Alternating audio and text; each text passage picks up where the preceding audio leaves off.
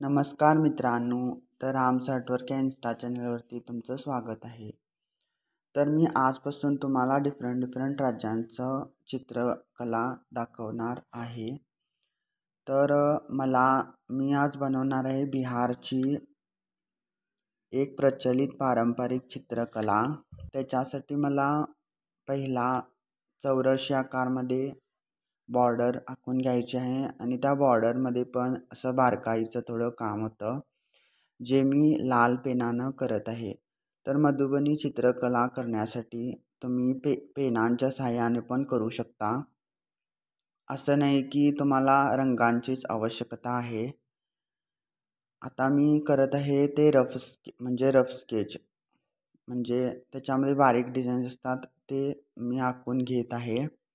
तुम्ही बघू शकता. आणि तुम्हाला ह्याचबरोबर मी तुम्हाला थोडी माहिती पण सांगणार. म्हणजे मधुबनी चित्रकला भारताच्या बिहार राज्यामध्ये एक प्रचलित पारंपरिक चित्रकला आहे. मधुबनी चित्रकलाची उत्पत्ती म्हणजे कोठून स्टार्ट झाली. मधुबनी चित्रकलेला मधुबनी असं नाव मधुबनी शहरापासून पडलं, जे बिहारमध्ये मिथिला क्षेत्रात स्थित आहे. मधुबनी चित्रकलेची विशेषता म्हणजे रंग आणि रूप. मधुबनी चित्रकलेमध्ये रंगांना जास्त महत्त्वपूर्ण मानलं जातं. याच्यामध्ये विभिन्न प्रकारचे रंग जास्त वापरले जातात, जसं की लाल, निळा, पिवळा, हिरवा. प्रकृती दृश्य म्हणजे निसर्गाचं दृष्टीकरण ह्या चित्रांमध्ये जास्त केलं जातं. ज्यादातर प्रकृतीच्या दृश्यांना जास्त वापर केला जातो, जसं की झाडं, फुलं, पक्षी, पशु इत्यादी.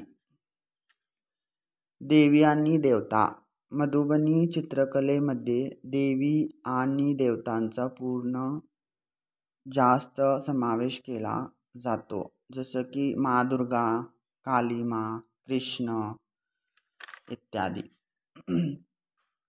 मधुबनी चित्रकलेची प्रसिद्धी 1960 दशकमध्ये झाली, जेव्हा यांचे चित्रकार सीतादेवींना भारत सरकारकडून सन्मानित केलं गेलं.